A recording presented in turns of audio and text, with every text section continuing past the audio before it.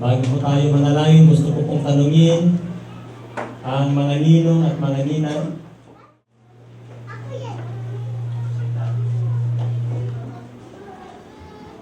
Ito po ay isang seryosong tanong at huwag ninyong narinig ng Diyos sa inyong pag-oo. Magiging ninong at ninang ay isang seryosong bagay, isang mabigat na bagay. Sana gawin ninyo ang lahat ng inyong makakaya upang tulungan ang kanyang mga magulang. Lalo yung kanya sa paglaki ng may takot sa Diyos. Okay, tayo po ay mananalangin at hinihiling ko na ang inyong pong kanang kamay ay ang mga kamay na yan ay dadaloy sana ang pagpapala ng Diyos sa inyong sabi niya, gaya ng buhay. Kayo ang Diyos sa Torah. Kayo ang nagbigay ng aming buhay. Kayo ang nagbigay ng buhay sa mundong itineray. At inyong inihanda, Panginoon, ang kanyang magandang kinabukasan ayon sa pangyarihan at katapatan ng inyong mga salita. Maraming salamat, Panginoon, sa buhay ni Raina. Na niloob niyo, Panginoon, ay panganak at lumaki ng maayos at sa araw na ito, Panginoon, ay nandito sa inyong banal na tahanan upang siya po'y ihandog sa inyo kagaya ng paghahandog sa aming Panginoong Jesucristo nung sa isang batang paslit pa lamang. Lord, hinihiling ko na i-bless mo si Ryan. Hinihiling ko, Panginoon, na magmula sa araw na ito inyong ihanda ang kanyang magandang para sa inyong kapurihan, para sa inyong gawa. Hindi siya ang sukluban ng inyong kapangyarihan upang malayo sa anumang sakit at anumang disgrasya, Panginoon. Tulungan ninyo ang kanyang mga magulang at ang mga iba pang nag-aalaga sa kanya, Panginoon. Bigyan niyo sila ng sipag, bigyan niyo sila ng pagtitiis, ng pagmamahal upang siya po'y mapalaki ng maayos. Ano man ang pinapangarap, Panginoon, ng kanyang mga magulang, sana nandiyan ka, Panginoon, natutulong sa kanilang maganap.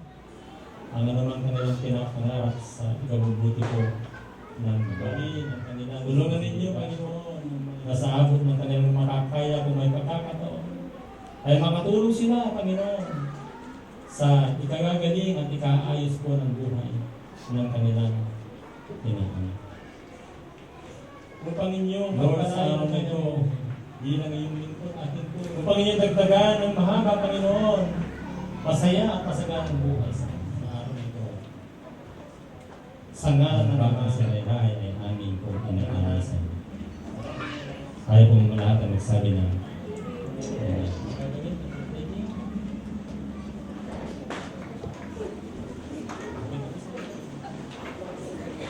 meron pa pong sasabihin pa daw ang nanay. Sa pagkigan po na. Nagpapasalamat po ako sa Panginoon sa pagkakataon na pinigay niya sa akin upang makasama at makita ang bawat isa sa inyo. Nagpapasalamat po ako sa Kanya sa kabutihan niya sa akin habang ako'y nasa ibang bansa. And especially, nagpapasalamat ako sa Panginoon dahil naiwan nga dito yung anak ko pero alam kong nasa mabuti siyang kamay. Alam ko na hindi siya pinapabayaan ng Diyos. And salamat po ako sa lahat ng mga nagmamahal sa anak ko.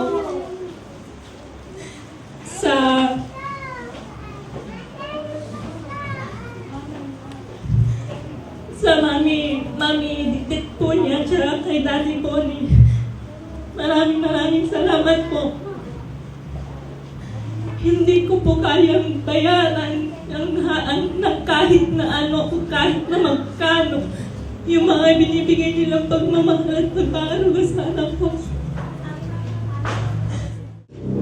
Hindi ko po kayang isa-isahin ang lahat ng mga nagmamahal sa ano, kay mama na kay mami nana niya. Itinawa na ka sa isuda itika. Nagbuntis ko na indedicate ko ni Suna iti apo sumamo kapagsak ka. Rai is protected and covered by the Holy Spirit, and by the blood of Jesus Christ, ang magkakabsat at siya kampante ang nadagayabot. And sa mga mama niya, sa mga mami niya na nagmamahal sa kanya, maraming salamat po. And Turay, anak, I may not be able to give you a complete family right now, but I'm trying my very best to give you a complete life.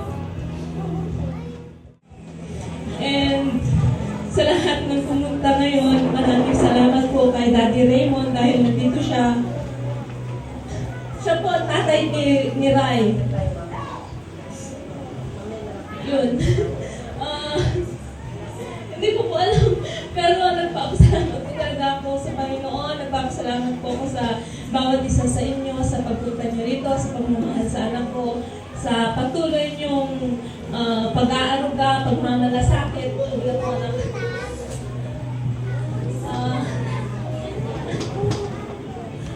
maraming salamat po. God bless you all and to God be all the glory.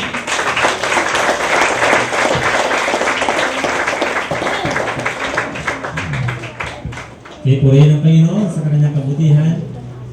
At God bless po sa inyong lahat. Teacher taking po.